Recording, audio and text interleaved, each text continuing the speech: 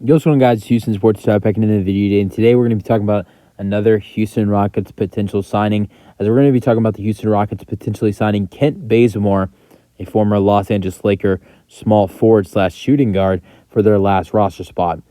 The other day, Houston Rockets article, which is done by a Houston Rockets writing program, Space City Scoop, I believe is the name of the name of where this was written on, and the Rockets. It was like a thing where like three players the Rockets should target for their last roster spot. If you do not know, the Rockets have signed 14 players. Have 14 players signed to standard contracts. Going into training camp, they can have 15.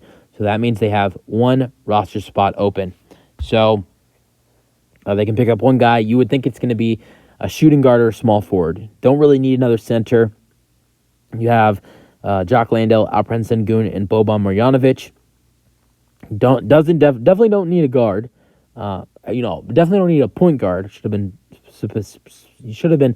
have specified there. Don't need a point guard. Now as a shooting guard, Kevin Porter Jr. on his way out could use a shooting guard. Could use a small forward at the same time as well. Don't really need a power forward. Don't need a power forward. Don't need a center. You don't need a point guard. So most likely for this last roster spot that's going to be signed to a standard contract, it's going to be a shooting guard slash small forward that gets signed to the Houston Rockets.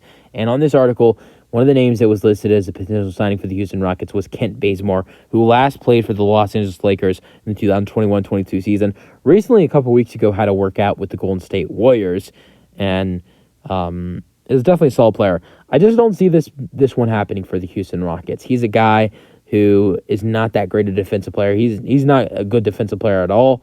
And the vision of this team with Ime Udoka is going to play good defense. And I just don't see them wanting to bring him in, even if there's a great chance he won't make the roster.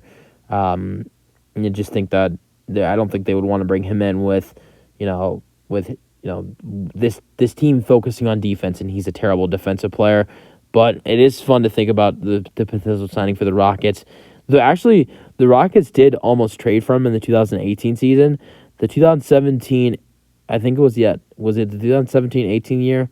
No, it was the 2018-19 season, the year that the Rockets signed Carmelo Anthony. After they signed Carmelo Anthony, they nearly traded for Kent Bazemore. It was reported that the deal was nearly done. I don't know what the Rockets were going to send to the Hawks for Kent Bazemore. I don't think it was going to be much, but the Rockets nearly traded for Kent Bazemore in the 2018-19 season. Let's go over some of his stats over the last couple seasons in the NBA. I'm going to go over what his last 2 years with Golden State and the Los Angeles Lakers have been like. 2021-22 season with the Lakers, he played 39 games with 14 starts with 14 minutes played. He averaged 4 points per game with 1 assist per game and 2 rebounds per game. His three-point percentage was 36%. And he averaged 1 steal per game. 2020-21 season with the Golden State Warriors, played 67 games, 18 starts, averaged 20 minutes per game, averaged over 7 points per game, 7.2, 3.5 rebounds per game, 2 assists per game, 1 steal per game, a half a block per game. His three-point percentage was a total of 40%. His field goal percentage for the Warriors was 45%.